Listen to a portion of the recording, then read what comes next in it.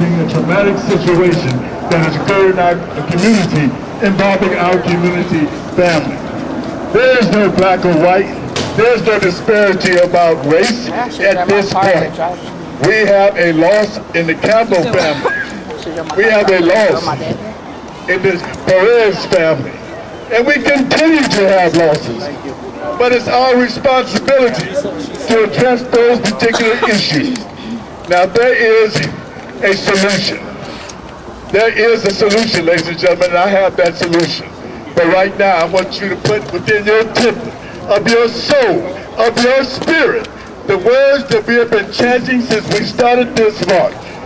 Join with me in saying, respect.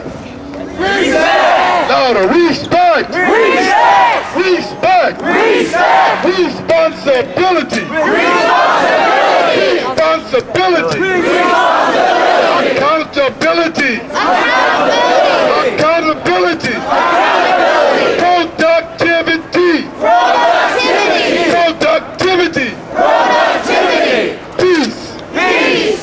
These are the principles that created an African-American president. And if we put them back within ourselves, we can save this community. We can save our children, but we must begin to practice it in our homes, on our workplace, on our jobs. We need to start practicing being more respectful in a disrespectful world. That's why we have these occurrences. That's why we have these disrespectful things happening, because we have become so insensitized to being respectful. We got pants on the ground. We even got the police wearing pants on the ground. But check this out. If you practice in your homes these principles to your children, when you're talking to them, don't cuss them out, don't get mad at them. If they're doing something that's disrespectful, use this language. Son, you're being disrespectful. That's right. When they are being irresponsible, use this language. Son, you're being irresponsible. That's responsible. When they're seeking peace and they wake up in the morning and don't want to go to school, tell them, son, you sound unpeaceful. Need that education. Go to school. Right. Okay. Son, you're being, or should I say, unpeaceful. When our children come home from schools with A's and B's, we need to say to them in this language, son, daughter, you are being productive. Yeah. And if we do this, if we as a community do this, we will be able to embrace all colors, all people, That's right. all religions. That's right. But first, in order to communicate with each other, we need to master these principles, very important to each and every one of you and your children and your children's children. And I don't care if you got a $3 trillion deficit. You don't have a deficit of the spirit. And we're talking about building a spirit based on respect, based on responsibility, based on accountability, based on productivity, and based on the fun, peace in our lives.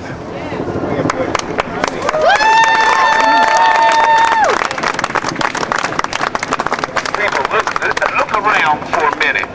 I want you to look around for a minute.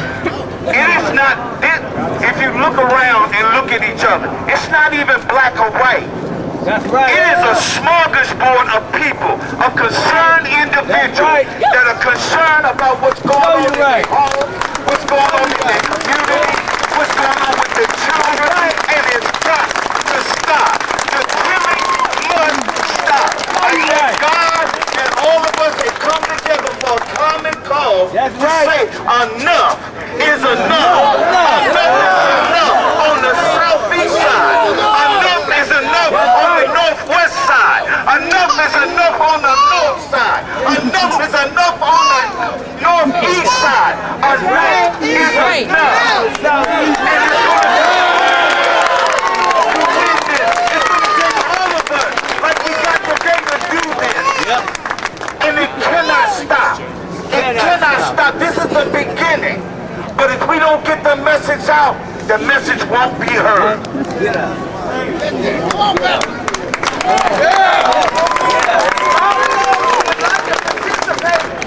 Can we have 2 minutes of silence in God's name for those who have passed on? Don't think they died in vain. They died for a reason. In God's time, it's not how they died. They died and they brought us all together. Moment of peace, please.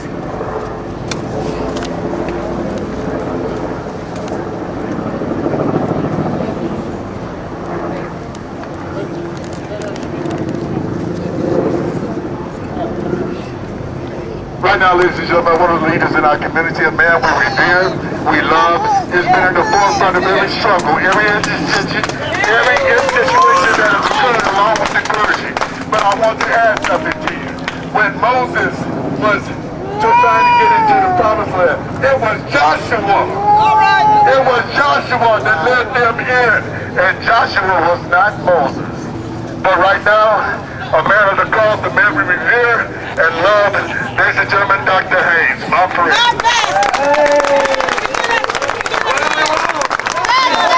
What do we want it? Now! What do we want? Justice! When do we want it? Now! What do we want? Justice! When do we want it? Now! You have stood courageously today to send another message to the commissioner and to the chief of police and to the union that we've had enough. Enough of men and women that have been shot down on our streets. We're sending a message that it has to stop right now. Right now.